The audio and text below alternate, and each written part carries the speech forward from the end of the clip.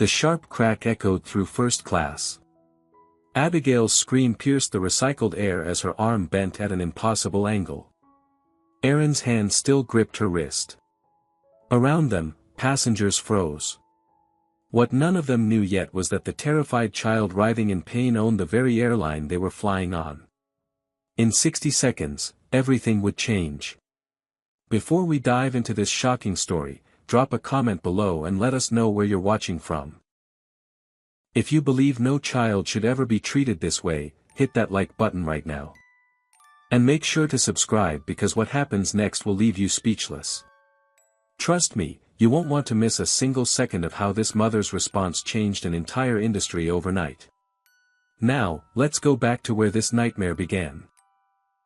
12 hours before that sickening crack echoed through the cabin, the morning sun barely touched the San Francisco skyline as Ada Richardson stood in her penthouse suite, watching her daughter pack a small backpack with careful precision. Abigail tucked her astronomy book between a sweater and headphones, her fingers lingering on the worn cover. At 12 years old, she had her mother's intelligent eyes and determined chin, but right now those eyes showed nothing but nervous excitement. Ada crossed the marble floor, her bare feet silent, still wearing the silk robe she'd thrown on after her 5 a.m. workout. She knelt beside Abigail, taking her daughter's hands in hers. "Baby, you remember why we're doing this?" Ada asked softly. Abigail nodded, but Ada could feel the tremor in those small fingers. "I want you to experience what regular people experience when they fly. Not the private jets, not the VIP treatment. Just a normal flight in first class like any other passenger." Ada reached up and unclasped the diamond tennis bracelet from her own wrist, the one worth more than most people's cars, and set it on the dresser. From her pocket, she pulled out a dull penny, scratched and old. "This was my lucky penny when I was building the company. Started with nothing but this and a dream. I want you to carry it today." Abigail took the penny, closed her fist around it, felt its warmth. "Will you be on the same flight?" she asked, voice small. Ada shook her head. "I'll take the evening flight. This is your journey, sweetheart. You're brave enough." But as Ada watched her daughter's expression, she wondered if she was making a terrible mistake. 3 hours later, San Francisco International Airport buzzed with the usual chaos of a Tuesday morning. Ada had dressed down deliberately, jeans and a simple black sweater, oversized sunglasses hiding her face. She dropped Abigail at the curb with one last hug, one last whispered encouragement, then watched from a distance as her baby girl walked through those sliding doors alone. Ada's security team tracked Abigail through discreet cameras, reported back through Ada's earpiece that she'd checked in without issue, cleared security, headed toward the gate. Everything normal. Everything fine. Ada told herself to stop worrying, that this was good for Abigail, that privilege without perspective created entitled monsters. She'd built Richardson Air from nothing, remembered every slight, every door slammed in her face as a young black woman trying to get investors to take her seriously. She never wanted Abigail to forget where they came from, what it took to get here. So she waited in the executive lounge of a competitor's airline, booked on a flight 4 hours later, and tried to focus on the merger documents her assistant had prepared.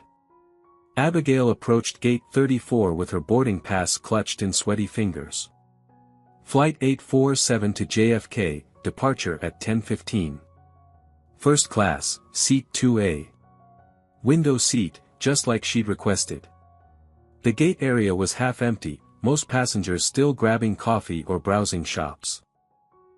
She found a seat near the window, pulled out her astronomy book, tried to read about neutron stars but the words kept blurring. Flying alone felt different than she'd expected. Not scary exactly, but strange.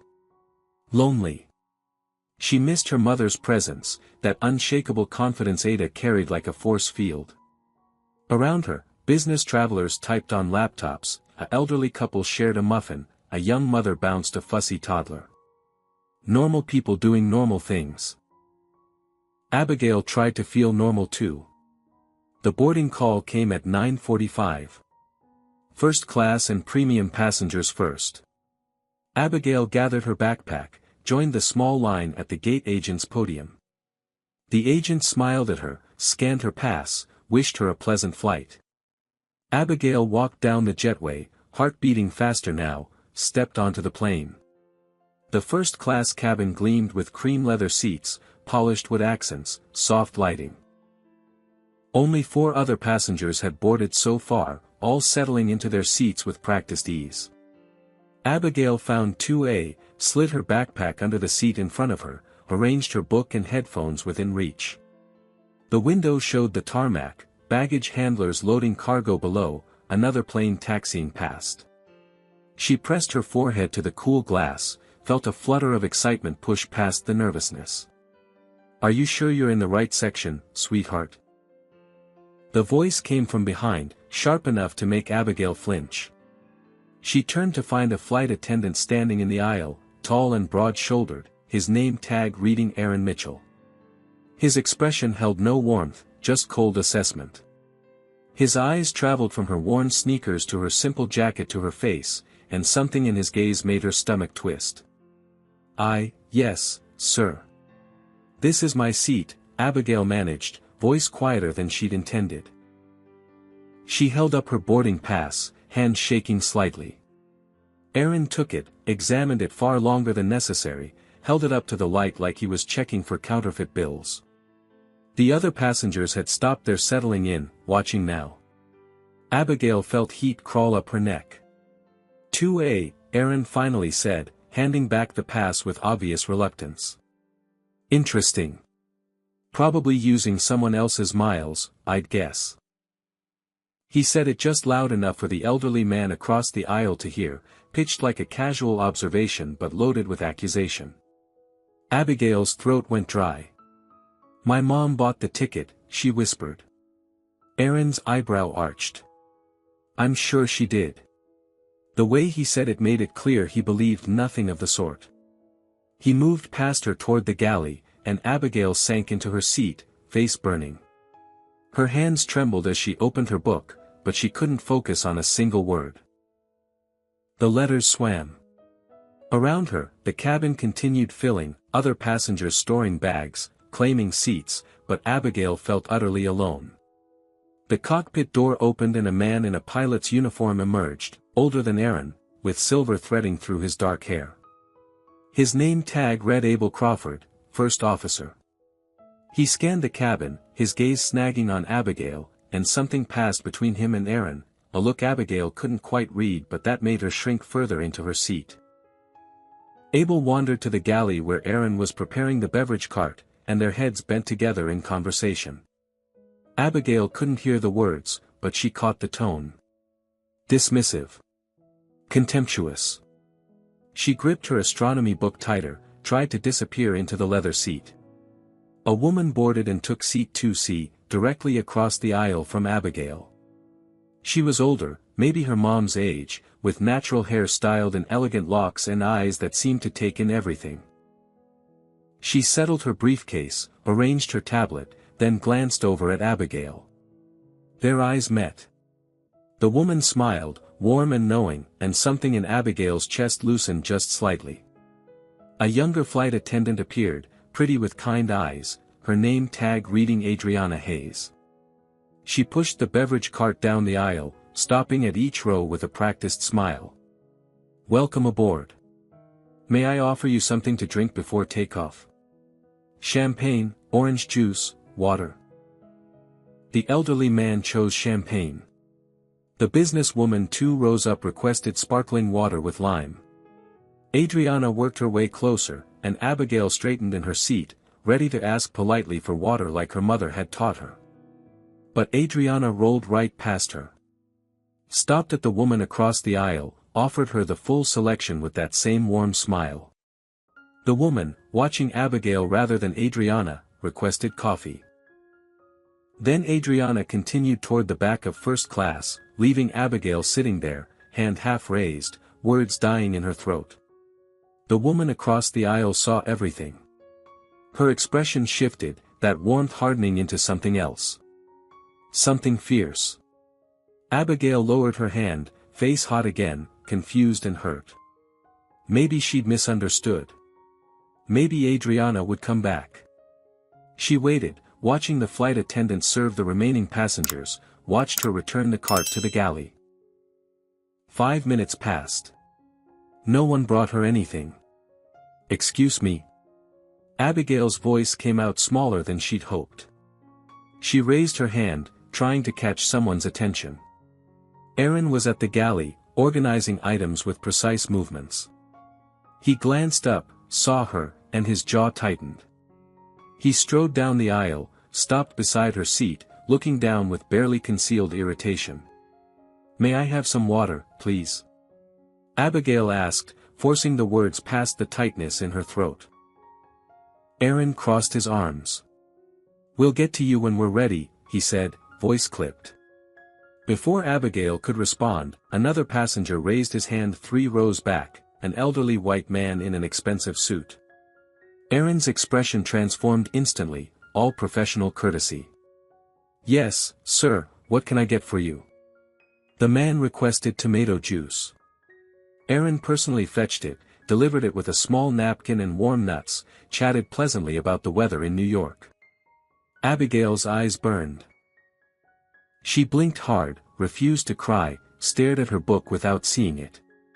The woman across the aisle leaned forward slightly.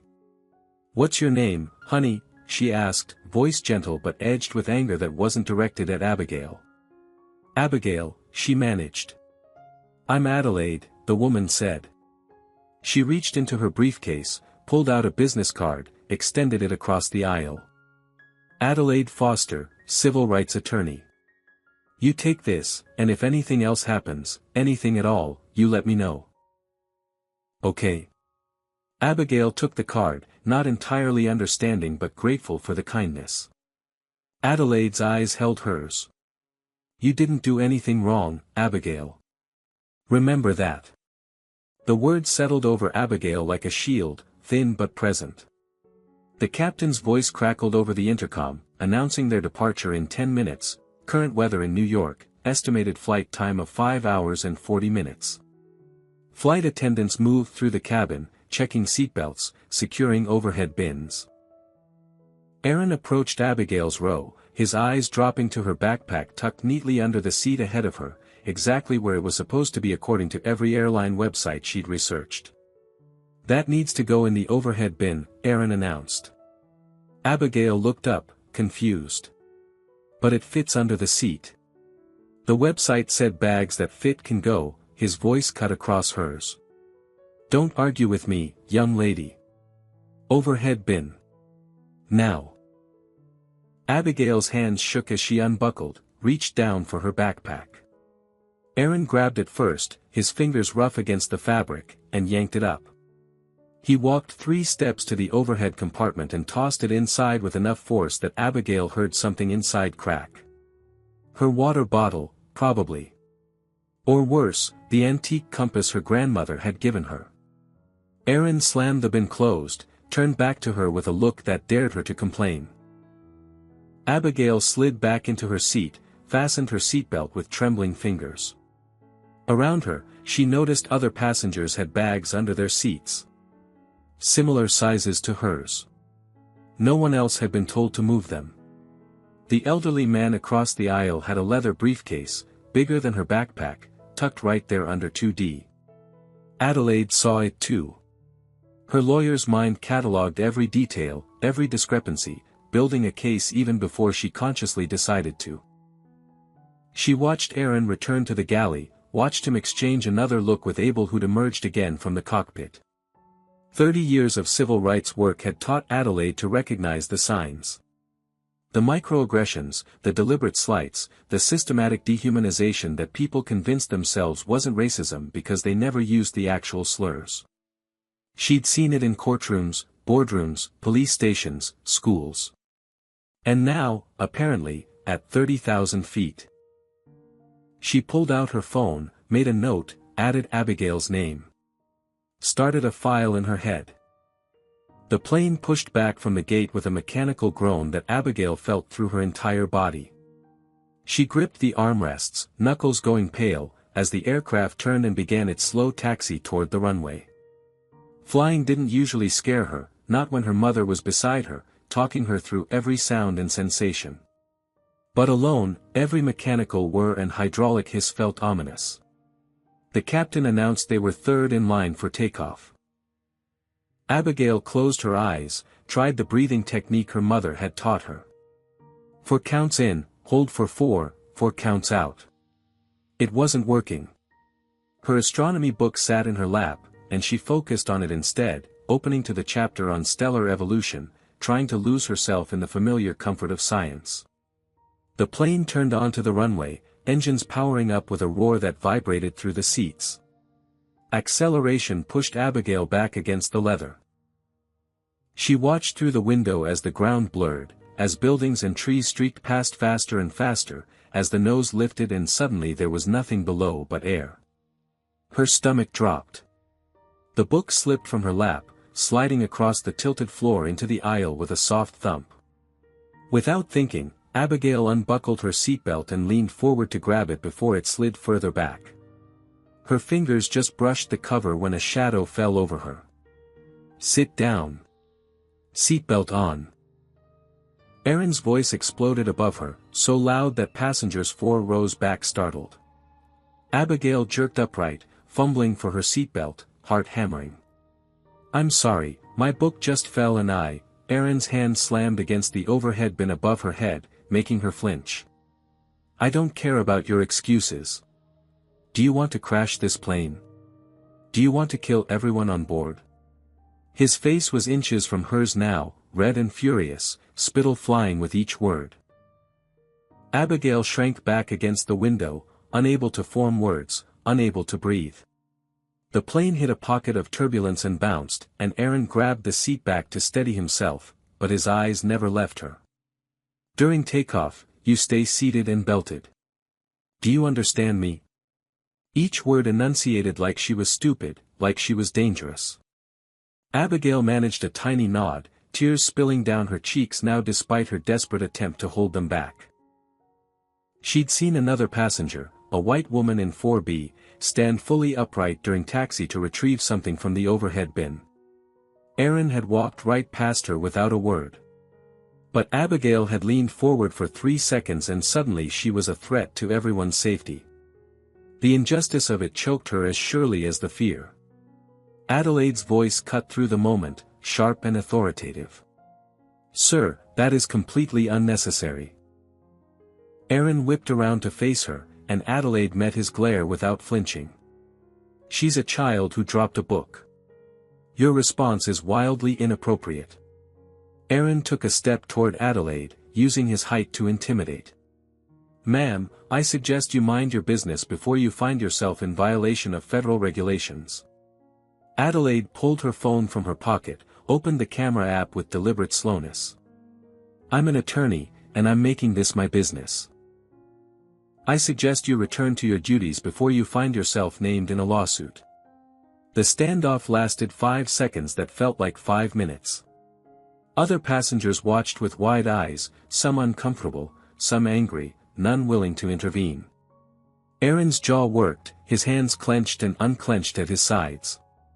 Finally, he turned away, but not before shooting Abigail a look of such venom that she felt it like a physical blow. He stalked back to the galley, yanked the curtain closed with enough force that the metal rings scraped. Adelaide leaned across the aisle, her voice gentle now. "You okay, sweetheart?" Abigail couldn't speak, could only shake her head, tears flowing freely. She was not okay. She was terrified and confused and her arm hurt where she'd slammed it against the armrest in her panic. The seatbelt sign dinged off 20 minutes into the flight. Abigail remained frozen in her seat, not daring to move, watching the clouds pass below through her tear-blurred vision. Her book still lay in the aisle where it had fallen. She didn't retrieve it. Didn't unbuckle. Barely breathed. Around her, first class returned to normal. Passengers reclined seats, opened laptops, requested drinks.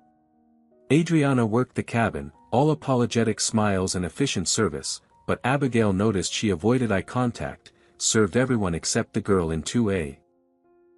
The elderly man received warm mixed nuts and a hot towel. The businesswoman got fresh coffee and a selection of breakfast pastries. Abigail got nothing. An hour passed. Then another. Abigail's mouth grew dry, her tongue sticking to the roof of her mouth. She'd had nothing to drink since her orange juice at breakfast, hours ago now. The recycled air of the cabin parched her throat. She needed water desperately, but the thought of pressing the call button, of summoning Aaron, made her stomach clench with fear. She could wait. She would wait. Only 3.5 more hours. She could make it. But then her bladder began to ache, a pressure that grew minute by minute until she was shifting in her seat, crossing and uncrossing her legs, trying to think about anything else. She lasted another 40 minutes before the need became unbearable. Her hand shook as she reached for the call button, hesitated, pulled back. Reached again. Adelaide watched from across the aisle, saw the girl's distress, and something in her attorney's heart broke for this child who'd been terrorized into fearing asking for basic human needs. "Press it, honey," Adelaide encouraged softly. "You have every right." Abigail's finger finally made contact. The soft chime seemed loud as a gunshot in her ears. She waited, pulse racing, as footsteps approached from the galley. Adriana appeared, her expression conflicted, sympathy and fear warring in her eyes. "What do you need?" she asked, voice barely above a whisper, like she didn't want Aaron to overhear. Abigail's words came out rushed and small. "May I please use the restroom?" Adriana's face softened. She opened her mouth to respond, to say of course, to point toward the lavatory just 10 feet away. But Aaron's voice cut across the cabin before she could speak. "The lavatory is for paying first-class passengers." He emerged from the galley like he'd been waiting for this exact moment, arms crossed, expression carved from stone. Abigail stared at him, not understanding. "But I am in first class," she said, confusion overriding fear for just a moment. Aaron's smile held no humor. "Where are your parents? Who actually paid for this ticket?" The question landed like an accusation. Like she'd stolen something. Like she didn't belong. "My mother did," Abigail said, voice strengthening slightly. "She bought my ticket. I'm supposed to be here." "Sure she did." Aaron's tone dripped disbelief. "You can wait until we land. 2.5 more hours. You'll survive." Abigail's eyes went wide. 2.5 hours. She couldn't. Physically couldn't. "Please," she whispered, and hated how her voice broke on the word. "I really need to go." Aaron leaned down, bringing his face level with hers, and Abigail smelled coffee on his breath. "Should have thought about that before you snuck into first class where you don't belong." Adelaide was on her feet before she'd consciously decided to move. "This is a child. Let her use the bathroom." Her voice carried the weight of 3 decades arguing before judges, and several passengers turned to look. Aaron straightened, his attention snapping to Adelaide. "Final warning, ma'am. Return to your seat or I'll have you restrained for interfering with crew duties." Adelaide pulled out her phone, hit record on the video camera. "You're denying a 12-year-old child access to a bathroom. I'm documenting this." Aaron's hand shot out and knocked the phone from her grip. It clattered down the aisle, skidding under seats. "No recording on this aircraft," he barked. "That's a federal regulation." Adelaide's professional calm cracked. "That is not a federal regulation and you know it. What you're doing is called discrimination, and it's illegal." Adriana retrieved the phone, hands shaking, and passed it back to Adelaide with a whispered apology that might have been meant for both women. She looked at Aaron with something like horror. "I'm so sorry," she breathed, though Abigail wasn't sure who she was apologizing to or for what. The cabin had gone silent except for the constant hum of engines. Every passenger watched now, some filming on their own phones, others whispering to seatmates. The elderly man in 2D looked uncomfortable but said nothing. The businesswoman in 4A frowned but turned away. Abigail sat frozen in her seat, bladder screaming, face burning with humiliation. She'd never felt so small, so powerless, so utterly without protection. And underneath the fear, something else began to kindle. A tiny flame of anger. Because she hadn't done anything wrong. She'd followed every rule, been polite, asked for nothing more than what every other passenger received without question. The only thing different about her was the color of her skin, and that shouldn't matter. Her mother had told her it shouldn't matter. But here, at 30,000 feet, it was the only thing that mattered. She unbuckled her seatbelt with trembling fingers and stood. Her legs felt weak, but she forced herself upright. She would walk to that bathroom. She would use it. She had every right. Aaron saw her rise, and his expression shifted from smugness to rage. Sit down. Now. Abigail took one step into the aisle. No, she said, and her voice was quiet but it didn't shake. I need to use the bathroom and you can't stop me. It was the bravest thing she'd ever said, and in 3 seconds, it would cost her everything. Aaron moved fast for a big man. He closed the distance between them in 2 strides, grabbed Abigail's right wrist with his left hand. I told you to sit down, he snarled. Abigail tried to pull away, her anger evaporating into pure terror. His grip was iron, his fingers circling her thin wrist completely. Let go, she gasped. You're hurting me. Aaron jerked her backward, trying to force her into her seat. Abigail stumbled, her feet tangling. And then, whether through intention or terrible accident, Aaron yanked her arm upward while twisting his grip.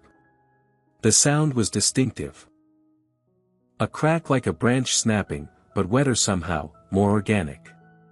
It cut through every other noise in the cabin, through the engine drone and the air circulation hiss and the muted conversations.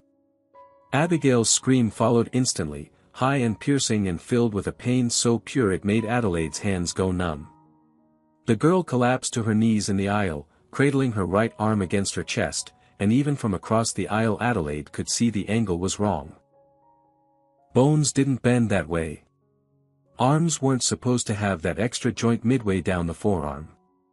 Aaron released Abigail's wrist and stepped back, his face cycling through expressions too fast to catalog. Shock.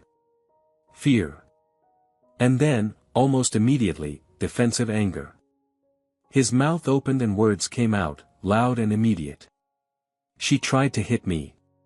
You all saw it. She attacked me and I was defending myself.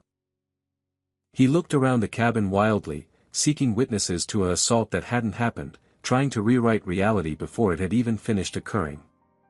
The elderly man in 2D looked away. The businesswoman studied her laptop screen with sudden intense interest. But Adelaide had her phone up, had been filming since she'd retrieved it from under the seats, and she'd captured everything. Abigail couldn't speak through the waves of agony radiating from her arm. Her vision grayed at the edges, her breath coming in sharp gasps that didn't seem to bring any air. She'd never experienced pain like this, couldn't process it, couldn't think past it. Her arm had become the entire universe, a supernova of hurt that obliterated everything else. Tears and snot streamed down her face, her good hand clutching at the broken arm without touching it, hovering uselessly. Adriana dropped to her knees beside Abigail, her face sheet white. Oh God! Oh God! She looked up at Aaron, and her expression held no uncertainty now, only horror and accusation. What did you do? Aaron pointed at her, his hand shaking. Get the first aid kit. And you better back me up on this, Hayes, or you can kiss your job goodbye. But Adriana was already scrambling toward the galley, returning seconds later with the red medical bag that every flight attendant knew how to use but prayed they'd never need. Adelaide was on her phone, but not filming now. She'd switched to the emergency call function, was speaking to someone in rapid, clipped legal terminology. Yes, in-flight medical emergency. Child, approximately 12 years old, visible arm fracture. Caused by crew member assault. I'm a witness. Flight 847, Richardson Air, San Francisco to JFK. She listened for a moment. Yes, I'll hold. Her other hand was on Abigail's shoulder, a gentle pressure, the only comfort she could offer. Breathe, sweetheart. Help is coming. Just breathe. Other passengers were standing now, crowding the aisles, voices rising in alarm and outrage. The elderly man who'd looked away was on his feet, his earlier discomfort transformed into anger. He broke that child's arm. I saw the whole thing. He twisted it deliberately. A younger passenger, a woman in her 30s who'd been sleeping through most of the flight, stared at Aaron with open disgust. You should be arrested. That's assault. On a child. Aaron's face went red, then purple. She attacked me first. This is self-defense. But no one was buying it anymore, and he could see it in their faces. The intercom crackled. This is Captain Stevens.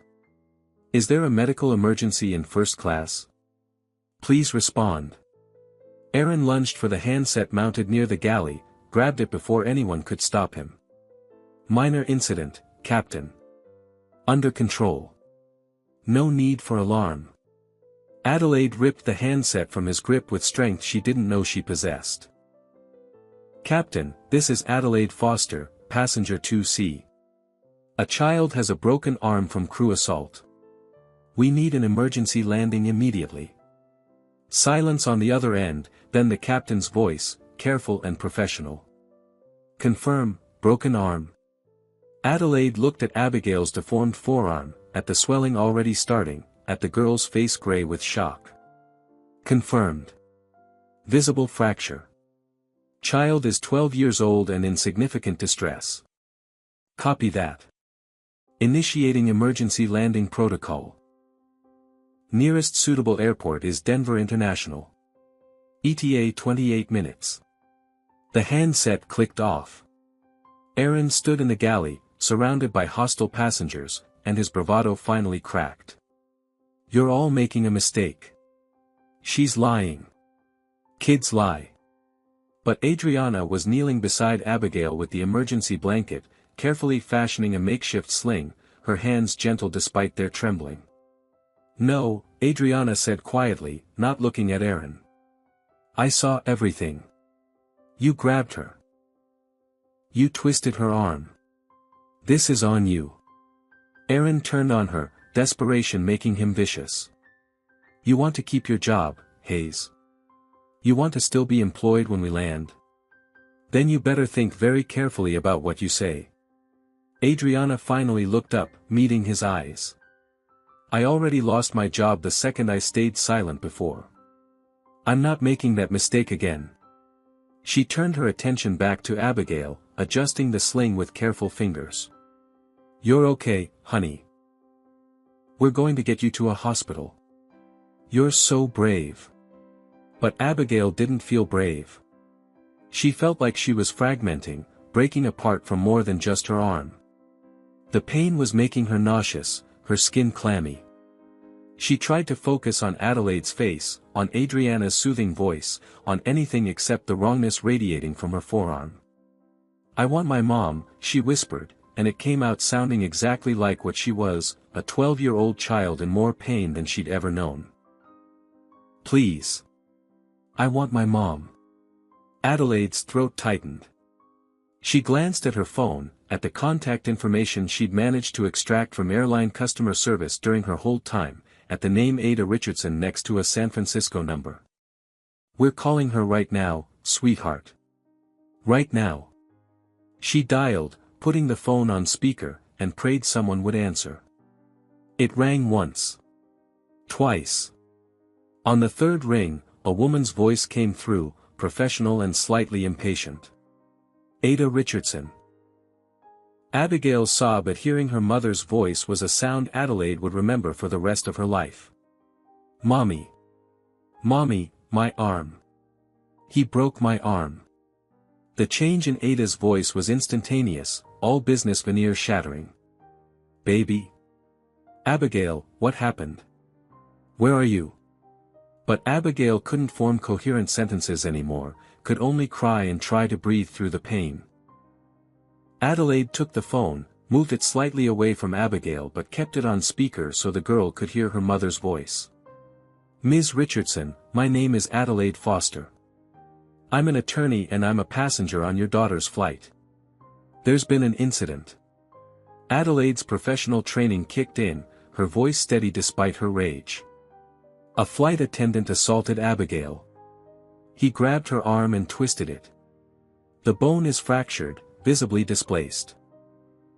We're making an emergency landing in Denver."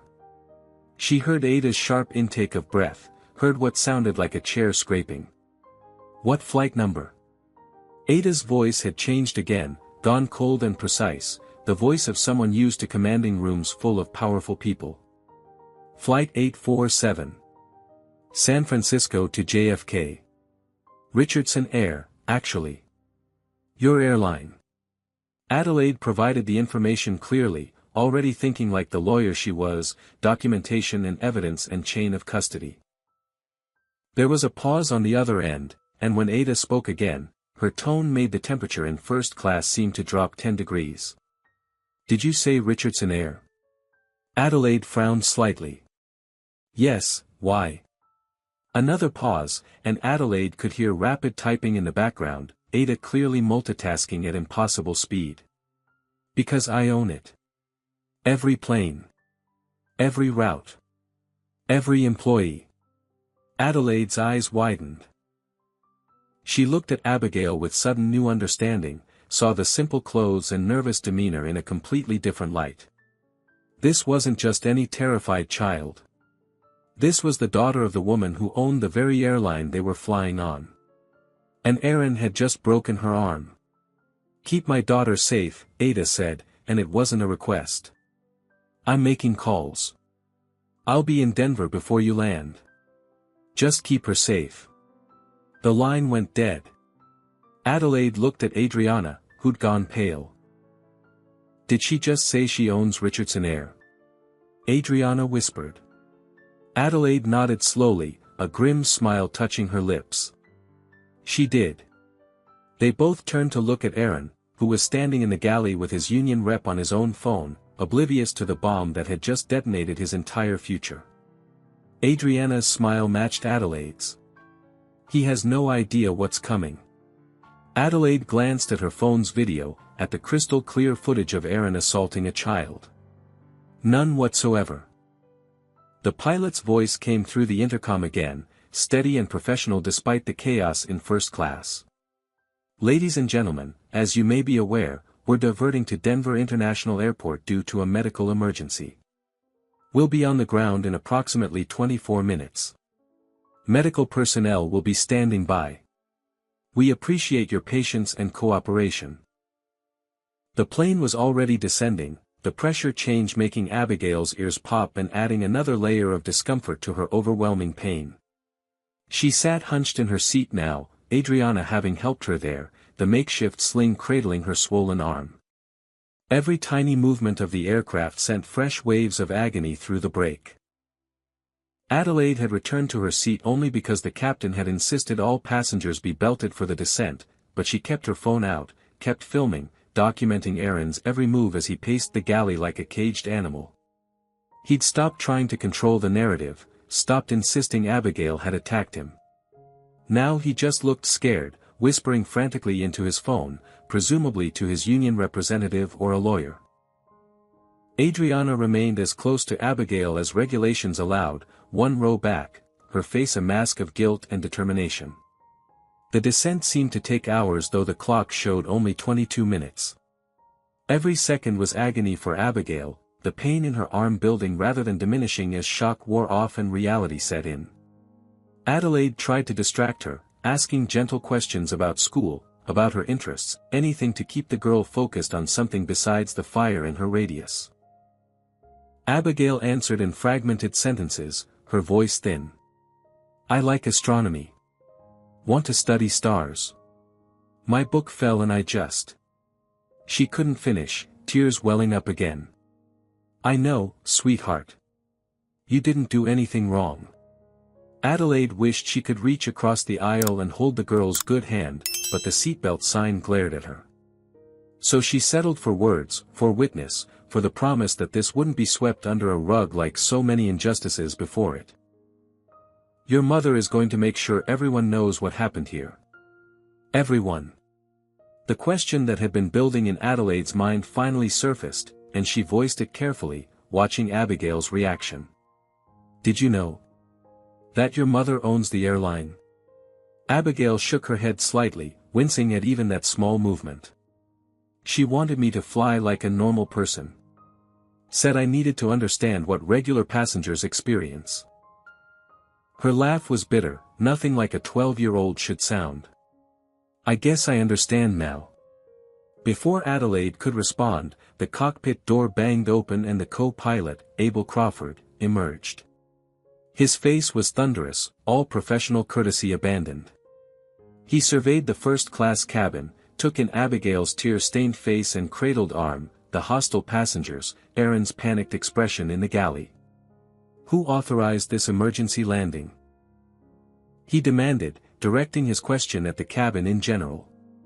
Captain Stevens' voice came from the cockpit, calm but firm. I did, First Officer. We have an injured minor. Protocol requires immediate medical attention. Abel's jaw worked. She looks fine to me. Kids exaggerate. We're burning thousands in fuel, disrupting hundreds of passengers, causing scheduling chaos for what's probably a sprain. The cabin erupted. Multiple passengers shouted at once, the elderly man actually standing despite the seatbelt sign to point at Abigail's obviously deformed arm. Are you blind? You can see the break from here. But Abel waved him off dismissively. I've seen plenty of injuries. This doesn't warrant an emergency landing. Adelaide felt her attorney's instincts roar to life. You're more concerned about fuel costs than a child's fractured bone. That's your position. Abel turned his attention to her, and Adelaide saw the same contempt in his eyes that had been in Aaron's. These two were cut from the same cloth, she realized. Friends. Accomplices. I'm concerned about facts, ma'am. Aaron said the girl attacked him. Self-defense isn't assault. Adelaide held up her phone, the screen showing the paused video. I have the entire incident on video. Would you like to see the attack, where a 12-year-old girl tried to walk to the bathroom and your flight attendant grabbed her and broke her arm? Abel's face paled slightly, but he recovered fast. Recording is prohibited on aircraft. That video is inadmissible. Adelaide's smile was all teeth, no warmth. Actually, that's not FAA regulation. That's a common misconception that crew members use to prevent documentation of their misconduct. The FAA allows photography and video on commercial flights. But you already knew that, didn't you, First Officer Crawford? The way she said his name made it sound like a curse. Abel's mouth opened, closed, opened again. Finally he retreated to the cockpit, slamming the door hard enough to make Abigail flinch. Think about what just happened. A child asked to use a bathroom and ended up with a broken arm. Now think about how many times you've seen someone in authority abuse their power because they thought no one was watching, no one would care, no one would hold them accountable. Comment number 1 if you believe that what Aaron and Abel did was absolutely wrong and they deserve everything that's coming to them. Hit that like button if you think Ada Richardson is about to unleash justice like these men have never seen. And subscribe because you need to see how a mother's love and a billionaire's resources combine to dismantle an entire system of discrimination. But here's the real question that should keep you up at night: how many Abigails have there been before this one? How many kids suffered because their mothers didn't own the airline? Drop your thoughts in the comments. Now, let's see what happens when this plane touches down. The wheels hit tarmac with a jolt that made Abigail cry out despite Adriana's warning to brace herself. The plane decelerated hard, thrust reversers screaming, and through her window Abigail could see emergency vehicles pacing them, lights flashing. Fire trucks, ambulances, airport security, all mobilized for her. The scale of it made her feel small and strange, like she'd caused all this disruption, even though her rational mind knew that was wrong. The plane taxied to a remote stand away from the main terminal, and before it had fully stopped, the forward door was opening. Paramedics boarded immediately, professional and gentle, their assessment of Abigail's arm swift and thorough. Definite fracture, the lead paramedic confirmed, a woman with kind eyes and careful hands. Looks like a displaced radial break. We need to immobilize this properly and get you to a hospital for X-rays and casting. She looked up at the flight crew, at Aaron hovering in the galley. How did this happen? Aaron stepped forward, mouth opening to spin his version of events, but the paramedic held up a hand. I'm asking her. She looked at Abigail. Honey, can you tell me what happened to your arm? Abigail's voice was barely a whisper, but in the silent cabin it carried. The flight attendant grabbed my wrist and twisted. I heard it break. Simple words. Terrible words. The paramedic's expression hardened. She looked at her partner, then at Aaron. We'll need statements from witnesses. This is going to be reported to airport security and police. Aaron's face went from red to white. Now wait just a minute. She's confused. She fell and, the elderly man in 2D interrupted. I saw the whole thing. He grabbed her and yanked her arm upward. Deliberately. Violently. I have it on video too. Airport security boarded as the paramedics carefully prepared Abigail for transport. Two officers, both looking grim, began separating passengers for statements. Adelaide was already organizing witnesses, providing her business card, explaining she'd be happy to testify. Aaron tried to leave with the crew, but an officer blocked his path. Sir, you need to stay for questioning. Aaron's bluster returned. I'm crew. I have rights. Union representation. The officer was unmoved. You have the right to remain here until we sort this out. Sit down, please. Adriana gave her statement without hesitation, her voice shaking but clear. I saw Aaron Mitchell grab the passenger's wrist. I saw him twist her arm. I heard the bone break. She didn't attack him. She was trying to use the restroom and he wouldn't let her. Aaron stared at her with pure hatred. You just ended your career, Hayes. Adriana met his gaze steadily. Good. I don't want a career that requires me to watch children get hurt and stay silent. The paramedics had Abigail on a stretcher now, her arm properly splinted, and 4 started for pain medication that was already beginning to take the edge off the worst of the agony. Adelaide walked beside the stretcher as they carried her off the plane, still filming, still documenting. On the tarmac, a helicopter was landing, sleek and black and utterly out of place among the emergency vehicles. Abigail turned her head slightly, watching it settle, wondering distantly who it was for. And then the door opened and her mother emerged. Ada Richardson at 42 was a force of nature even in stillness. In motion, striding across tarmac in a business suit and heels that somehow didn't slow her down, she was unstoppable. Her face was a mask of controlled fury, every muscle tight, but when she reached Abigail's side all that fell away and there was only anguish. Baby. Oh baby, I'm so sorry.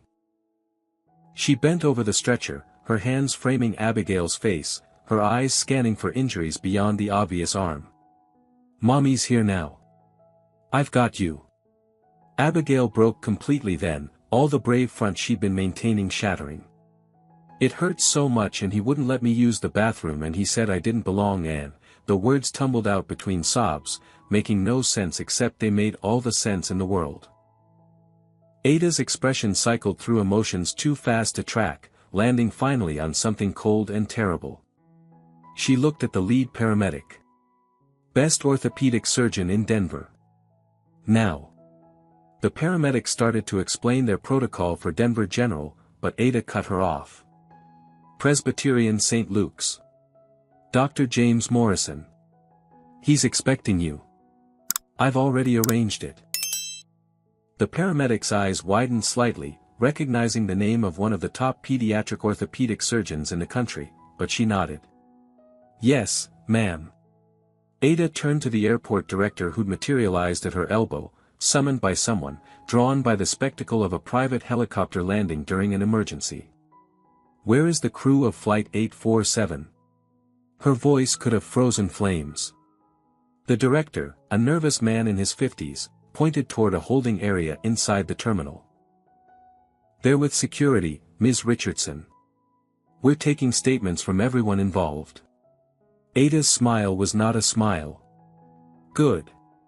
Make sure Aaron Mitchell and Abel Crawford don't go anywhere. I'll be dealing with them personally once I know my daughter is stable. She kissed Abigail's forehead, smoothed her hair back. Mommy has to make some calls, but I'll be right behind you. Aunt Adelaide is going to ride with you, okay? Abigail nodded, not questioning the sudden aunt title, just grateful to have someone familiar. Ada turned to Adelaide, really seeing her for the first time. Thank you for protecting my daughter. Adelaide met her gaze, one mother to another, one fighter to another. I have everything documented. Every second. And I'd like to help you burn their entire system to the ground if you'll have me. Ada's smile this time was real. Consider yourself hired. Send everything to my legal team. We're going to need it. She rattled off an email address, then turned back to Abigail. You were so brave, baby. So brave. And now Mommy's going to make sure this never happens to anyone else. Ever. The ambulance doors closed on Abigail and Adelaide. Ada stood on the tarmac, watching it pull away, and her expression shifted from worried mother to CEO on a warpath. She pulled out her phone and started making calls. Presbyterian St. Luke's VIP wing was a world away from the standard emergency room chaos. Private rooms, personal nurses, the best equipment money could rent. Abigail lay in a bed that probably cost more per night than most people's mortgage, and 4 drip feeding her pain medication that made everything soft and distant. The X-ray films were up on a light board, and Dr. James Morrison, salt and pepper hair in surgeon's hands, pointed to the break with a pen. See here, this is a displaced radial fracture. The bone has separated and will need to be realigned surgically. We'll place a temporary pin to hold it while it heals. Ada stood beside Abigail's bed, one hand holding her daughter's good hand, the other scrolling through emails on her phone that her assistant kept sending in rapid-fire succession. Personnel files. Complaint histories. Legal assessments. PR strategies. Her mind worked on multiple tracks simultaneously, the mother and the CEO operating in parallel. To Abigail she was nothing but gentle attention, stroking her hair, asking if she needed anything, promising it would all be okay. To her phone she was ruthless precision, firing off instructions and demands. Why did he hate me so much? Abigail's voice was small and slurred slightly from the medication. Ada's heart cracked. She set her phone down, gave her daughter her full attention. Baby, it wasn't about you. It was about his ignorance and his hate and everything broken inside him. You did nothing wrong. Do you hear me? Nothing. Abigail's eyes were starting to close, the pre-surgery sedation kicking in. I didn't do anything, she repeated, like she was trying to convince herself. I was just trying to go to the bathroom. Ada bent and kissed her forehead. I know, sweetheart. And he's going to pay for what he did. I promise you that. The anesthesiologist arrived to explain the procedure, to get consent forms signed, to begin preparing Abigail for surgery. Ada stayed glued to her side until the very last moment, until they wheeled her daughter through the OR doors and she was left alone in the waiting area with nothing but her phone and her rage. Her assistant appeared, tablet in hand, looking haggard. Ms. Richardson, I have the files you requested. Ada took the tablet, started scrolling, and with each page her jaw clenched tighter. Aaron Mitchell's file was a masterclass in systemic failure. 17 complaints in 5 years of employment. 14 of those complaints involved passengers of color. A Muslim family he'd refused beverage service to, claiming they made him uncomfortable. An Asian businesswoman he demanded show proof of citizenship before allowing her into first class, even though domestic flights don't require passports. A Hispanic mother he'd physically blocked from the first-class bathroom, insisting it was for premium passengers only, even though she had a first-class ticket. On and on, a pattern so clear it might as well have been written in neon. And every single complaint had been dismissed. Strong adherence to protocol, one regional manager had written. Excellent at maintaining order, noted another. Passenger likely exaggerating, appeared multiple times. Red flags not just ignored but actively defended. Ada's hands shook as she read, fury building with each whitewashed incident. How many people had Aaron hurt? How many passengers had felt exactly what Abigail felt, that powerless terror, and then been told they were wrong, they were exaggerating, they were the problem? Abel Crawford's file was thinner but no less damning.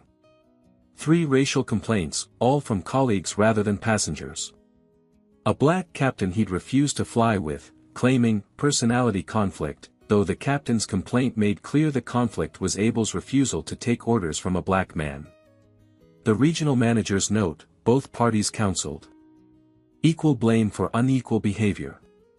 Standard operating procedure for protecting prejudice. And then she saw the name that made everything click into place. Donald Harper, regional manager, Southwest Division. Harper had overseen both Aaron and Abel. Harper had dismissed every complaint. Harper had been promoted twice despite red flags in his division that should have triggered oversight. Ada cross-referenced his file and felt her blood pressure spike. Donald Harper's brother-in-law was VP of operations for the entire airline. Nepotism and racism, hand in hand, protecting each other. Get me legal, PR, and board members. Conference call in 10 minutes. Her assistant's eyes widened. Ma'am, it's 11 p.m. Ada's look could have melted steel. Did I stutter? The assistant scrambled to make it happen. Ada paced the hospital corridor, her heels clicking on polished floors, her mind organizing arguments and evidence and strategy. By the time her assistant signaled the call was ready, Ada had a complete battle plan. 8 faces appeared on her laptop screen, pulled from beds or late dinners or wherever else wealthy board members spent their Tuesday nights. Lawyers looking annoyed. PR team looking worried. 3 board members looking various degrees of irritated at being summoned. Ada didn't care. She launched in without preamble. We have a crisis.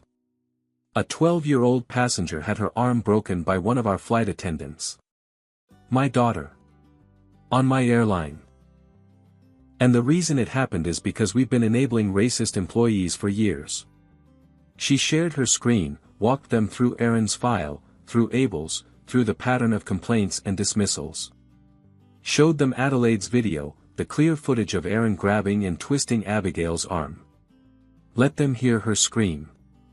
One of the lawyers, an older white man named Peterson, cleared his throat. Ada, this is terrible, truly. But perhaps we should wait for a full investigation before taking action. Union rules, due process. Ada's laugh was sharp and humorless. My daughter is in surgery right now having a pin inserted in her broken arm. There is no perhaps. There is action. Immediate action. Another board member, a woman in her 60s, spoke carefully. What are you proposing? Ada's response was crisp and final. Aaron Mitchell and Abel Crawford are terminated effective immediately. Donald Harper and his entire regional management team are suspended pending review. We're implementing a top-to-bottom audit of every complaint ever filed, with independent oversight. And we're going public with everything. The PR director actually gasped. Public? Ada, think about the stock price. The brand damage. Ada leaned toward the camera. I'm thinking about the next 12-year-old black girl who boards our planes. What happens to her? Do we sacrifice her too for stock prices? Silence filled the call. Ada pressed her advantage. This company was built on dignity. On the promise that everyone, regardless of who they are, deserves respect when they fly. We forgot that. Some of us deliberately ignored it. She looked pointedly at Peterson, who had the grace to look uncomfortable. We're remembering it now. Tonight. And if that hurts our bottom line, then we deserve to lose money. She outlined her plan.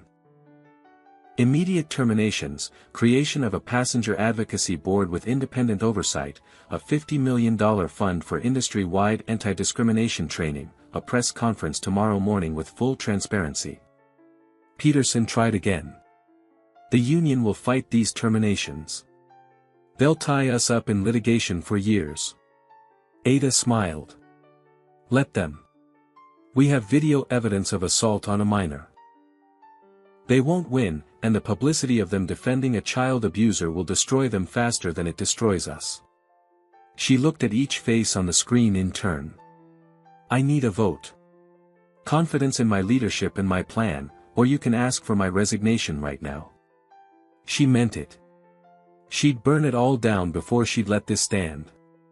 The youngest board member, a black woman named Simmons who rarely spoke up, broke the silence.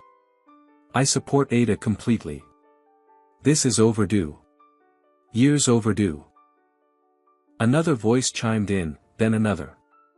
The vote, when it came, was 9 in favor, 3 abstentions, none opposed. The abstainers, all older white men, clearly wanted to object but lacked the courage. Peterson, the most senior board member, had no choice but to back her or resign. He chose to support, his voice tight with barely concealed frustration. The board supports your plan, Ada. Good. Ada's tone suggested she'd have proceeded with or without their support. Because I'm not finished. We're going to become the industry standard for how to handle discrimination. Every complaint will be public record. Every resolution will be transparent. We'll set the bar so high that other airlines will have to follow or explain to their passengers why they don't care as much. She ended the call without waiting for responses, turned to her assistant. Execute the terminations now. I want Aaron Mitchell and Abel Crawford to get the notification before midnight. Her assistant nodded and disappeared. Ada returned to the surgical waiting room, sank into a chair, and finally let herself feel the terror she'd been suppressing. Her baby was under anesthesia, being cut open, having metal inserted into her small arm because of hate. Because Ada hadn't been there. Because Ada had thought teaching humility was more important than providing protection. The guilt was crushing, but she couldn't afford to collapse under it. Not yet. Abigail would need her strong when she woke up. So Ada straightened her spine, checked her phone for updates from legal and PR, and prepared for war. Midnight in Denver. Most of the country asleep. But in conference rooms and law offices and home offices across the country, people were working for Ada Richardson. At 12:03 a.m. Mountain Time, Aaron Mitchell received an email to his personal and work accounts. Termination, effective immediately. Cause, assault of a minor passenger. Union representation rights preserved, but employment with Richardson Air ended. He called his union rep at 12:05, screaming about wrongful termination. His union rep, having already seen Adelaide's video sent over by Ada's legal team, told him to get a good lawyer because the union wasn't touching this case. By 12:10, Aaron was on his own. Abel Crawford's termination came at 12:15. Cause, dereliction of duty, harassment of injured minor, pattern of discriminatory behavior. He tried calling the VP of operations, his friend from flight school, the man who protected him for years. Got voicemail. Left 3 messages. Got no response. By 12:30 he was searching for employment lawyers who specialized in airline cases, finding none who would take his call at midnight, none who wanted to face Ada Richardson's legal army. At 1 a.m., Donald Harper was awakened by an email notification. Suspended pending investigation. Report to corporate headquarters Monday morning. Access to all company systems revoked. Harper called his brother-in-law, the VP, demanded intervention. His brother-in-law, smarter than either Aaron or Abel, recognized a sinking ship and told Donald he was on his own. Nepotism only stretched so far, and not far enough to protect against video evidence and a furious CEO. Ada's assistant had assembled a team of 6 paralegals who were now combing through every complaint filed against Richardson Air employees in the past 5 years. Not just flight attendants. Pilots, gate agents, baggage handlers, everyone. They worked in shifts, categorizing complaints by type, racial discrimination, sexual harassment, disability accommodation failures, religious discrimination. By 2 a.m. they'd identified 47 complaints involving racial discrimination. Only 3 had resulted in any disciplinary action. 44 swept under rugs, filed away, forgotten. 44 passengers told their pain didn't matter. Ada created a task force. Former civil rights leaders, retired judges, passenger advocates. Their job, review every single complaint with fresh eyes, no company loyalty, no concern for image. Just justice. She offered them generous compensation and complete autonomy. Every one of them accepted.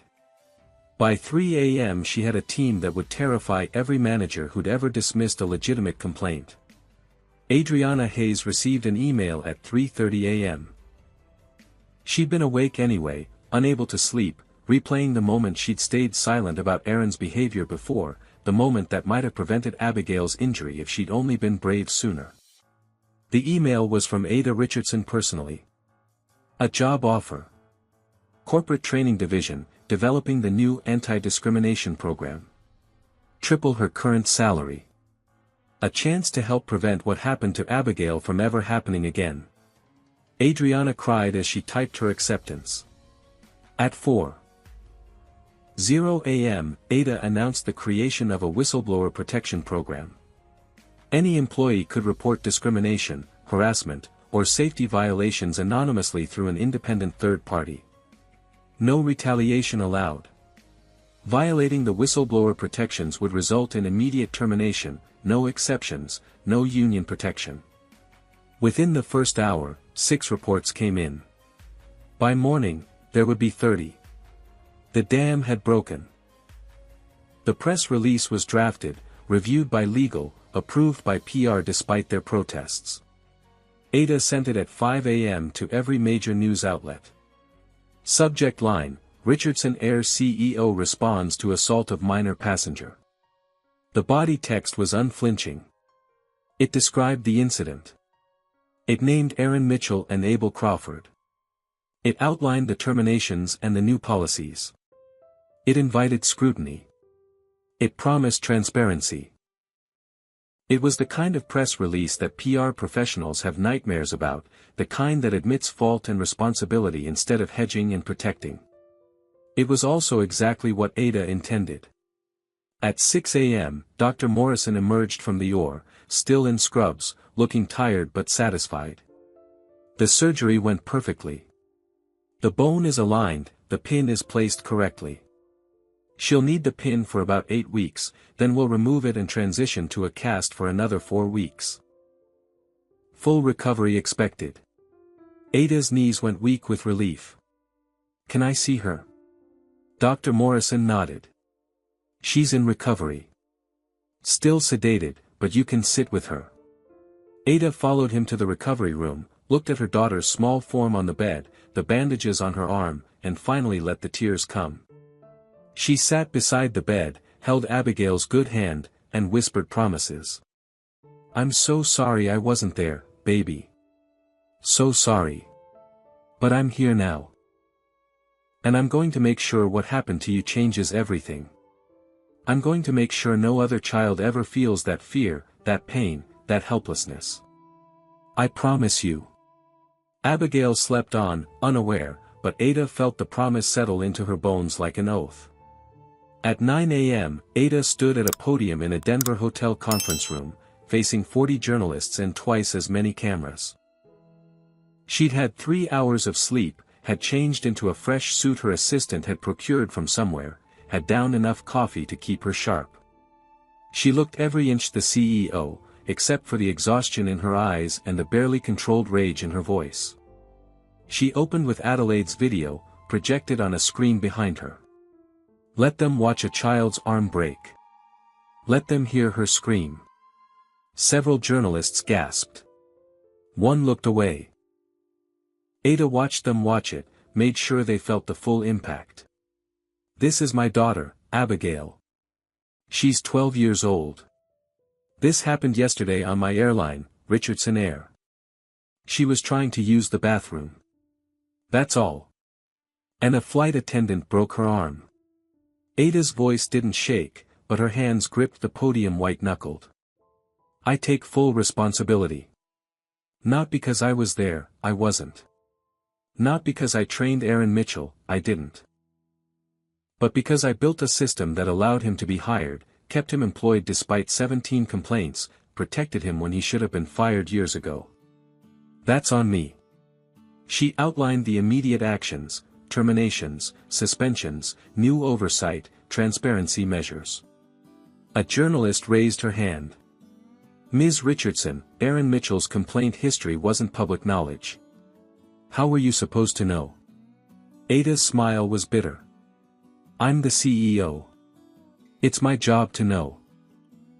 And I didn't ask the right questions because it was easier not to. Because I trusted a system that was broken. That trust almost cost my daughter her arm. It ends now. Another journalist, an older white man who looked skeptical. Some critics are saying you're overreacting because this is personal. That you're making emotional decisions rather than sound business decisions. Ada leaned into the microphone. My daughter has a broken arm because someone who worked for me hated the color of her skin. If you think my response to that is an overreaction, you're part of the problem. And yes, it's personal. Every single passenger on every single one of my flights is personal now. Because if it can happen to my daughter, in first class, on my airline, it can happen to anyone. She announced the creation of the Passenger Advocacy Board, independent oversight of all complaints, $50 million for industry-wide training. I'm not asking other airlines to follow our lead. I'm setting a standard and daring them to meet it. And if they don't, their passengers will ask them why. Why don't you care as much? Why aren't you doing everything possible to ensure dignity? Why is Richardson Air safer for my child than your airline? It was a challenge and a threat wrapped in corporate responsibility, and every airline CEO watching would understand exactly what she meant. A journalist asked about financial impact. Stock prices have already dropped 8% since news broke. How do you respond to investors who are concerned? Ada looked directly into the camera. I respond that if doing the right thing costs us money, we deserve to lose it. But I don't believe it will. I believe passengers will reward integrity. I believe people want to fly with airlines that see them as human beings, not revenue streams. And I believe that in 5 years, this decision will be seen as the best business decision I ever made. But even if I'm wrong, even if it costs us everything, I'll sleep at night knowing I chose my daughter over my profits. Can your CEO say the same? The press conference ended with a statement from Adelaide Foster, video conferenced in from the hospital where she'd stayed with Abigail through the night. I've practiced civil rights law for 30 years. I've seen a lot of talk about change. Ms. Richardson isn't talking. She's acting.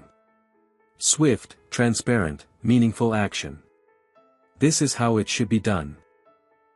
Adelaide announced she was withdrawing any potential lawsuit against Richardson Air in favor of joining the company as Chief Diversity Officer. I can fight discrimination in court one case at a time, or I can prevent it at the source. The choice is obvious. The journalists erupted with questions, but Ada stepped away from the podium.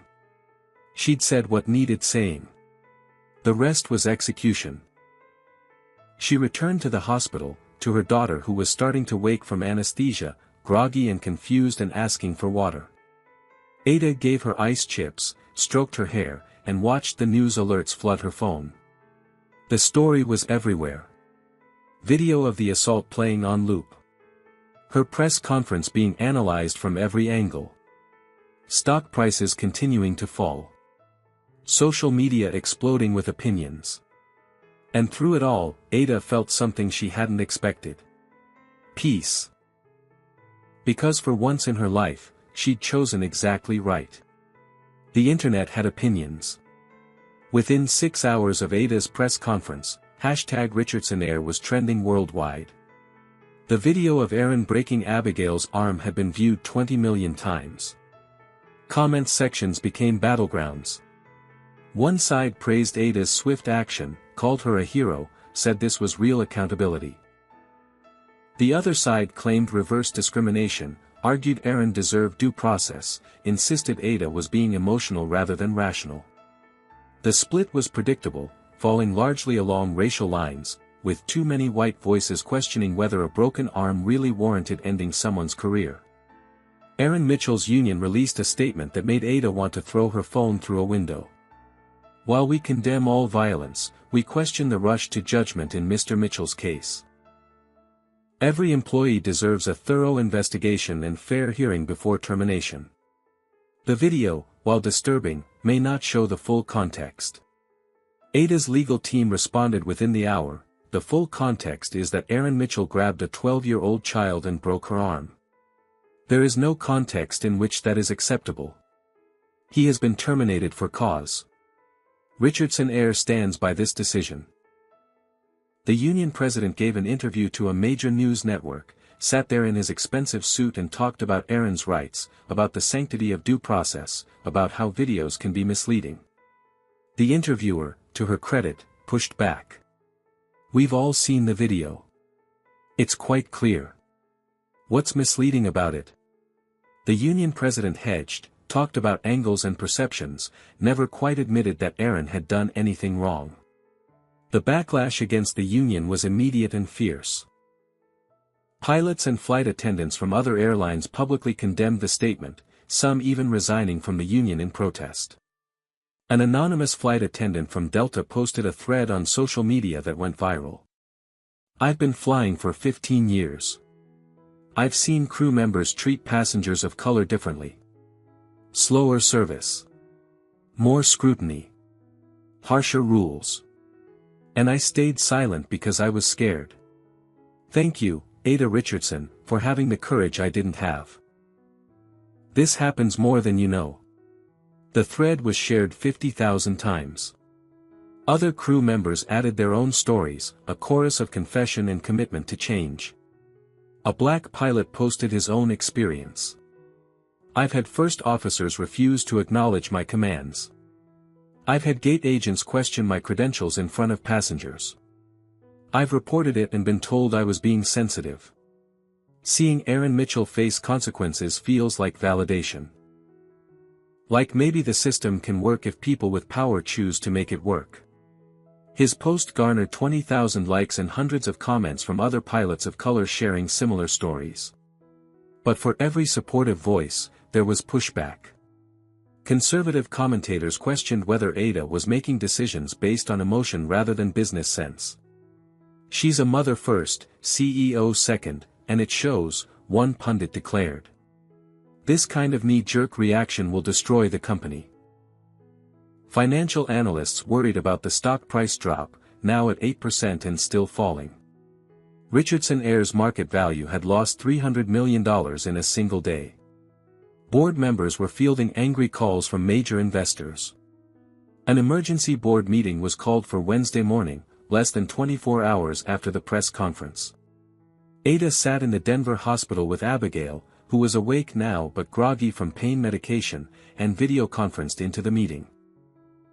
12 board members on screen, most looking varying degrees of concerned or angry. The chairman, an old money conservative named Whitmore, opened with pleasantries that fooled no one. Ada, first let us say we're glad Abigail is recovering well. Ada nodded acknowledgement but said nothing. Whitmore continued. However, we need to discuss damage control. The stock price, Ada cut him off, is temporary. Our reputation was permanently damaged by enabling racism. Whitmore's jaw tightened. You terminated 2 employees without a full investigation. The union has a point about due process. Ada leaned toward the camera. We have video evidence of assault. What more do you need to investigate? Whether the bone broke loudly enough? Uncomfortable silence. Another board member, a man named Davidson, tried a different approach. The union is threatening to strike. If that happens, let them strike, Ada interrupted again. We'll hire people who believe in dignity over discrimination. Davidson looked shocked. You can't just replace an entire unionized workforce. Ada's smile was sharp. Watch me. I built this airline from nothing. I can rebuild it again if I have to.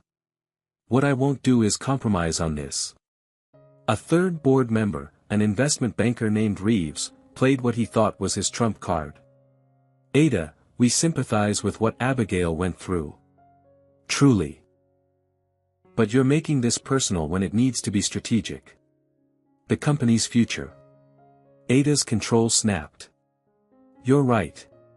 It's personal. My 12-year-old daughter had her arm broken because of racism we enabled. I'm very emotional about that. I'm very personal about it.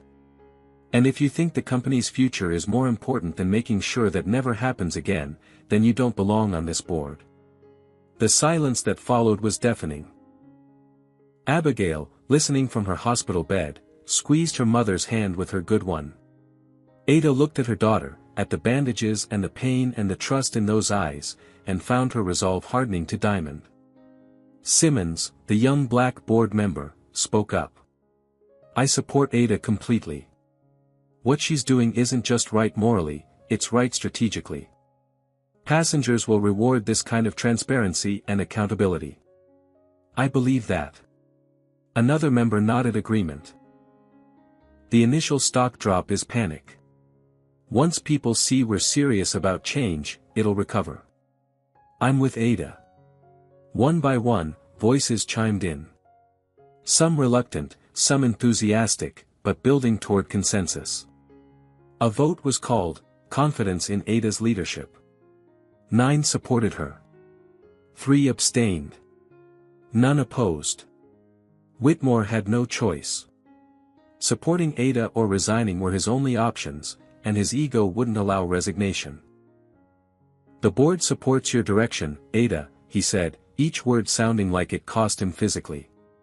But we'll be monitoring the situation closely. Ada's expression didn't change. You do that. In the meantime, I'll be changing an industry. She ended the call, set her laptop aside, and focused on Abigail. Her daughter was watching her with something like awe. Mom, you just told them all off. Ada smiled, a real smile this time. I told them the truth, baby. There's a difference. Abigail shifted in bed, wincing as she accidentally moved her broken arm. Are you really going to spend $50 million on training? Ada nodded. That and more if needed. You know why? Abigail shook her head. Because you're worth it. Every child who flies on my planes is worth it. And if I have to spend every dollar I have to make sure they're safe, that's what I'll do.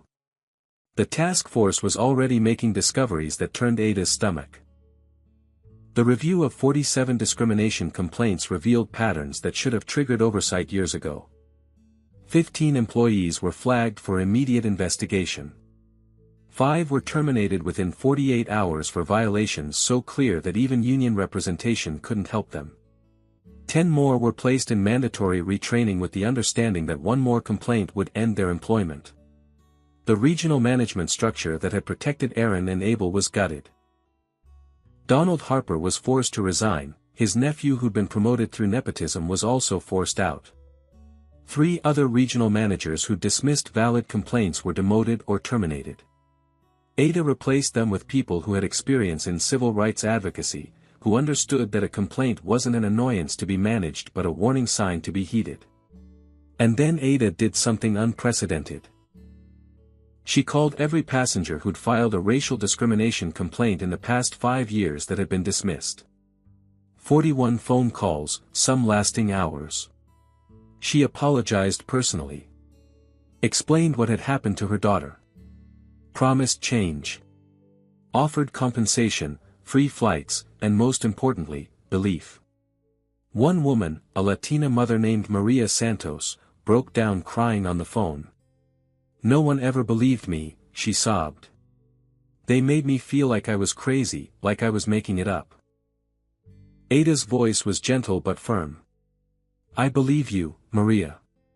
I'm sorry we failed you. I'm sorry you had to experience that." Maria was quiet for a long moment. "What you're doing for your daughter, for all of us, it matters. Don't let them make you stop." Ada promised she wouldn't. And with each call, each story of dismissal and humiliation, her resolve strengthened.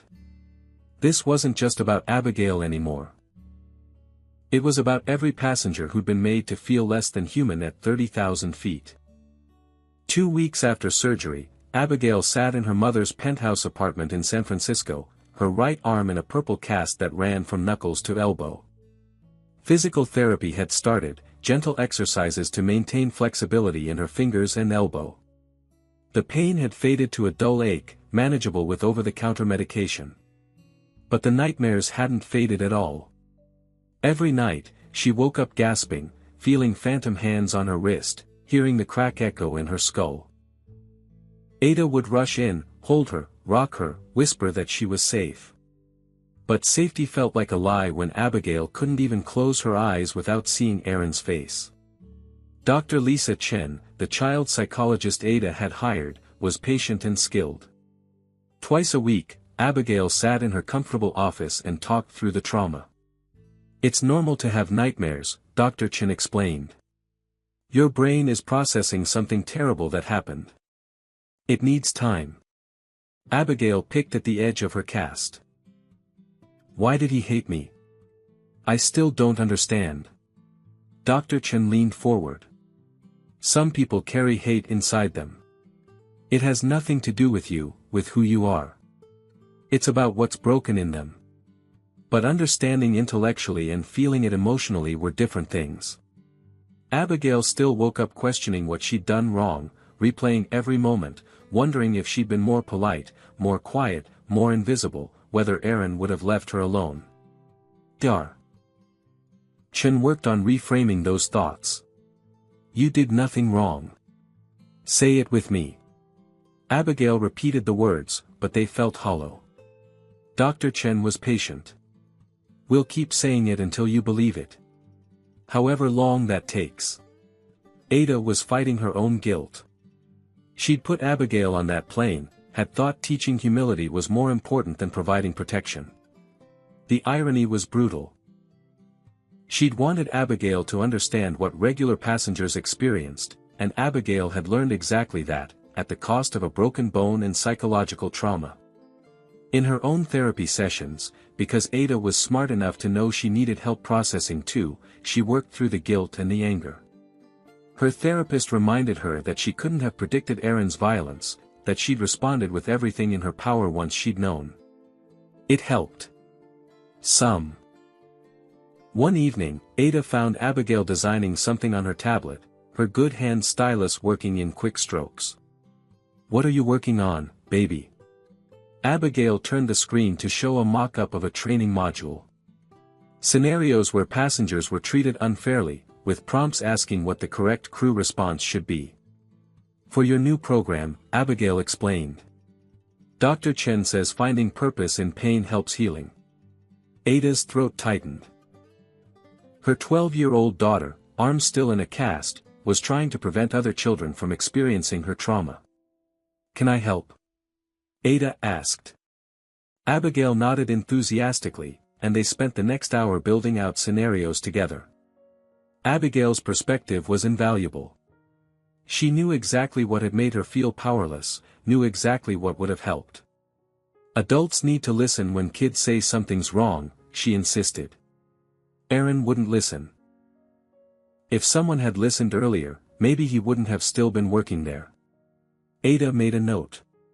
Children's Complaint Hotline, direct to the Passenger Advocacy Board, taken as seriously as adult complaints. The training program that Adriana was developing incorporated every insight Abigail provided. Real scenarios, role-playing exercises, accountability measures. Every employee from pilots to cleaning crew would go through 8 weeks of training. Implicit bias modules. De-escalation techniques. Cultural competency. And at the center of it all, Abigail's story. Not using her name, but using her experience. Showing what happens when discrimination is ignored. Making it real, personal, undeniable.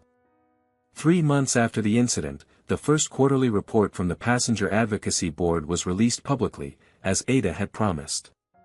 Complaints were down 42% from the previous quarter. Resolution rate was 96%, compared to the previous 40%. Customer satisfaction scores were rising.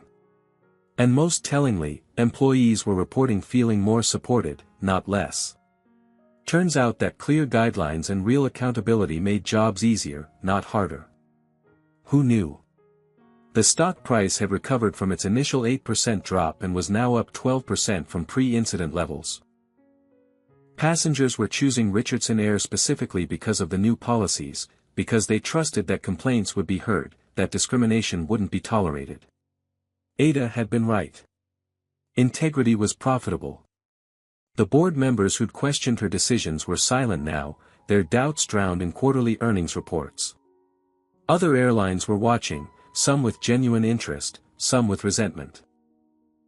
A few had started implementing similar programs, unwilling to cede the moral high ground to Richardson Air. Industry-wide change was beginning, slow but real. Ada was invited to speak at the Aviation Industry Summit in September, given keynote position to share lessons learned. She brought Abigail with her, let her daughter see the impact of their pain transformed into progress. On stage in front of 800 industry professionals, Ada didn't sugarcoat anything. She showed Adelaide's video again, made them watch Abigail's arm break. Let them sit with the discomfort. Then she walked them through every change Richardson Air had implemented, provided data showing it worked, challenged them to match or exceed her standard. The standing ovation lasted 3 minutes. Competitors clapped for the woman who just raised the bar impossibly high, knowing they'd have to rise to meet it or lose passengers to the airline that had. Adelaide Foster, now Chief Diversity Officer of Richardson Air, had left her civil rights practice without a single regret. I spent 30 years fighting discrimination one case at a time, she told Ada over coffee. Here, I can prevent it. The math is simple. She designed the oversight structure for the Passenger Advocacy Board, recruited the independent reviewers, established protocols that ensured every complaint was taken seriously. Her legal expertise and passion for justice had found perfect expression in corporate policy. She and Abigail had formed an unlikely friendship. Adelaide was old enough to be Abigail's grandmother, but their bond transcended age. They'd survived something together, had stood up against injustice side by side.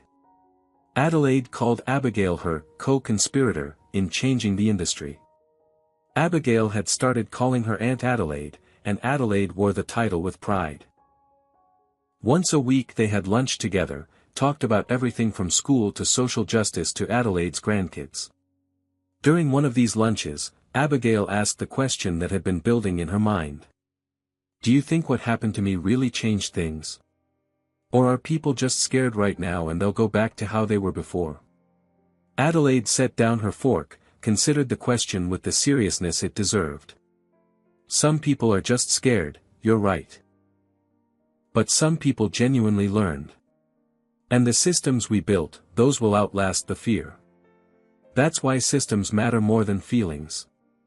She reached across the table, tapped Abigail's cast gently. What happened to you was terrible. But what you did with it, what your mom did with it, that changed an entire industry. Millions of people will fly safer because of your pain. That's your legacy, Abigail.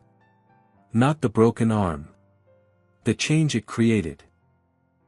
Abigail absorbed this, turning it over in her mind. Legacy. She was 12 years old and she had a legacy. It felt too big, too heavy. But also, somehow, right.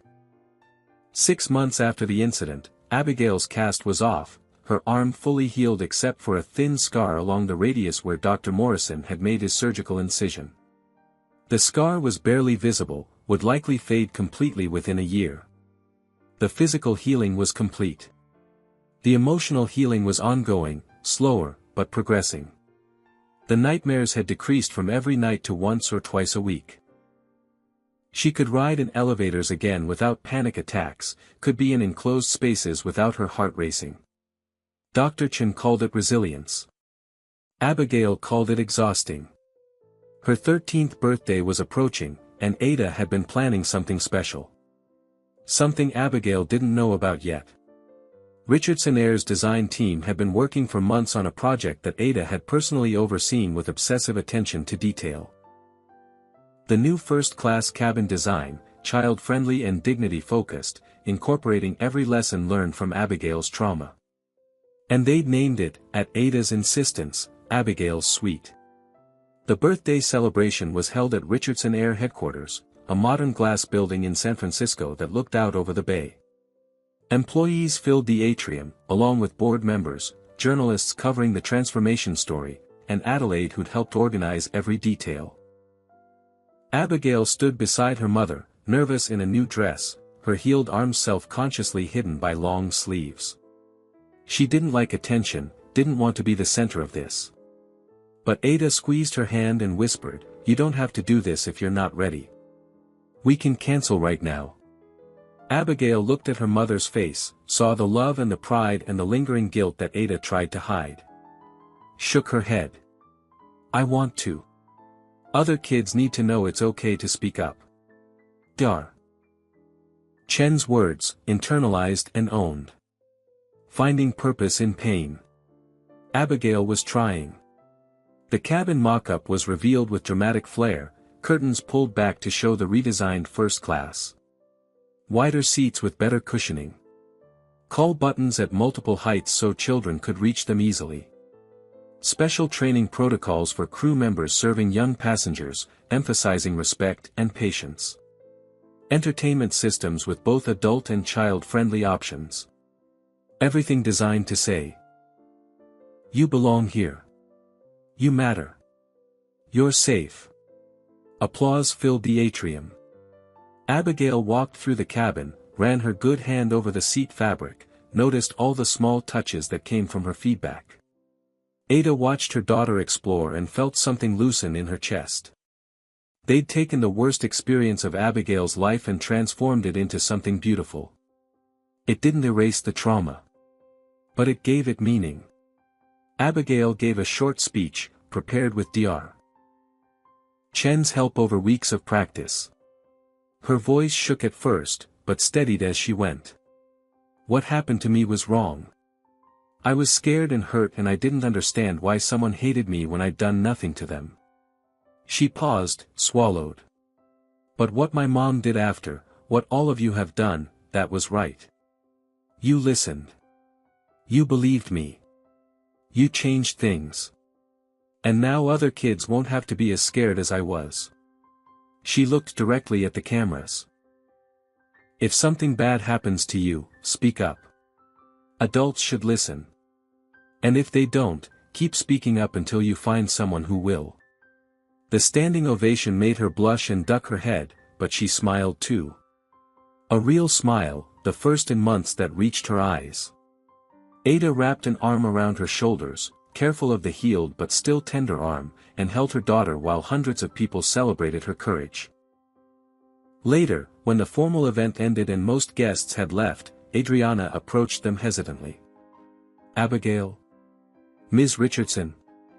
Can I talk to you both for a minute?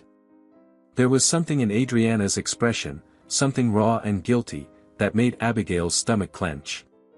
They stepped into a quiet office, and Adriana closed the door. For a long moment she just stood there, struggling with words. Finally they came out in a rush. I need to tell you something I've been carrying since that day. Abigail waited, not sure what to expect. Adriana's eyes filled with tears. I knew Aaron was racist. I'd seen him mistreat passengers before.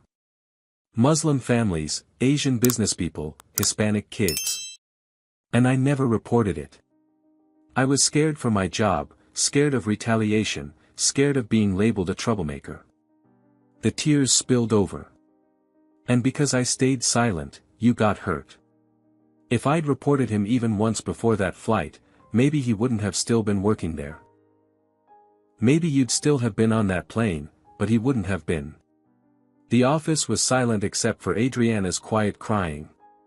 Abigail felt something complicated twist in her chest. Anger, because Adriana was right, her silence had enabled Aaron. But also understanding, because Abigail knew what it felt like to be powerless, to be scared.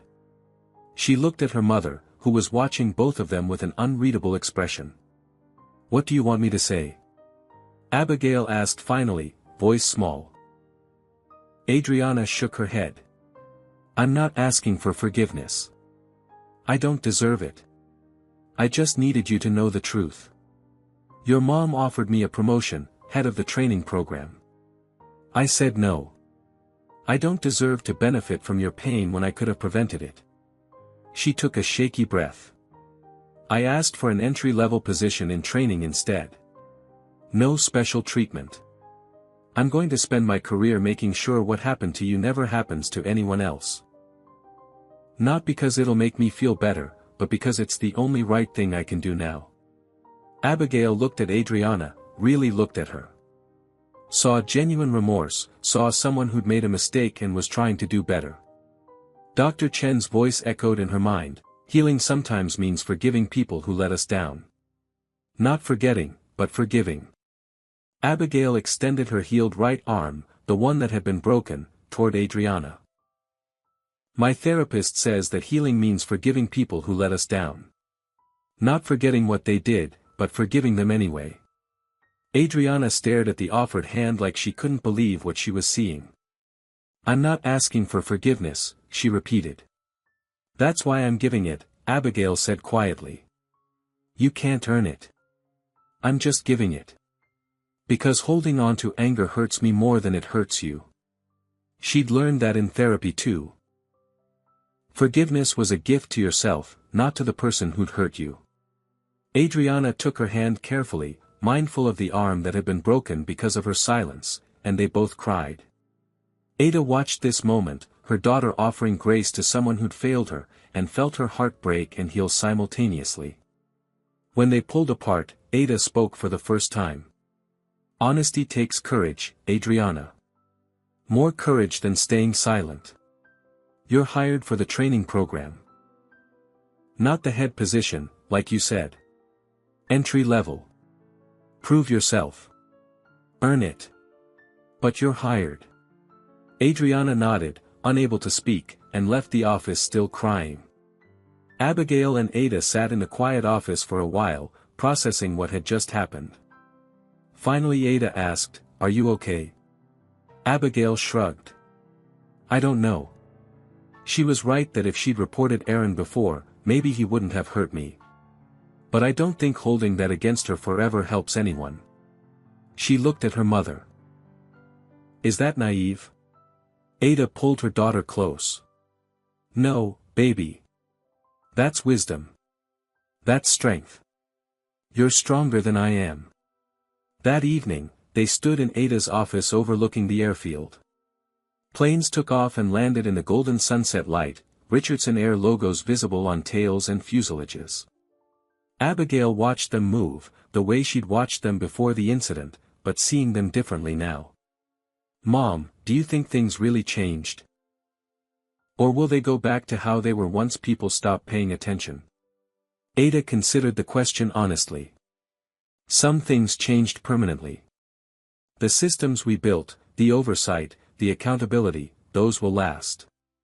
Some things will try to slide back if we let them. That's why we can't let them. We have to keep fighting.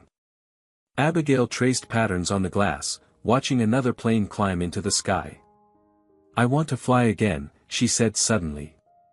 Ada turned to her, surprised. You do? Abigail nodded, her expression determined. Yeah. I'm scared. Really scared. But I'm not letting fear win. Fear is what Aaron wanted. If I never fly again, he wins. She looked at her mother. When can we go? Ada felt pride swell in her chest so intensely it almost hurt. Whenever you want, baby. Tomorrow if you're ready. Abigail thought about it. Tomorrow. On Richardson Air. In Abigail's suite. With you. Ada smiled. Where do you want to go? Anywhere, Abigail said, and she meant it. As long as we're together, I don't care where we go. They stood there watching planes ascend into the sunset, mother and daughter, both scarred but healing, both changed but stronger. Another Richardson Air flight climbed into the evening sky, and Abigail watched it without flinching. Tomorrow she'd be on one of those planes. She'd be scared, but she'd do it anyway. Because courage wasn't the absence of fear. It was flying despite it. The camera would fade here, on Abigail's determined face reflected in the glass, on Ada's arm around her daughter's shoulders, on the planes rising into golden light. And text would appear, Richardson Air now leads the industry in passenger safety and dignity protocols. Abigail Richardson, age 13, serves on the company's youth advisory board, providing insight on policies affecting young travelers. She still loves astronomy and dreams of studying stellar evolution in college. She flies regularly, always in Abigail's suite, and she's no longer afraid. Aaron Mitchell and Abel Crawford have not worked in aviation since their terminations. The Passenger Advocacy Board receives an average of 12 complaints monthly, resolves 97% within 2 weeks. 0 complaints have been dismissed without investigation. Adelaide Foster still serves as Chief Diversity Officer and recently won the National Civil Rights Award for her work transforming airline industry standards. So let me ask you this. What would you have done if you were in Ada's position? Would you have had the courage to hold your own company accountable, even if it cost millions? Comment below with your thoughts. And if you believe that every child deserves to be treated with dignity, no matter the color of their skin, hit that like button right now. Subscribe to this channel because we need to keep sharing these stories, keep holding people accountable, keep fighting for a world where a 12-year-old girl can use a bathroom on an airplane without getting her arm broken. Share this story with someone who needs to hear it. Someone who's experienced discrimination and needs to know they're not alone.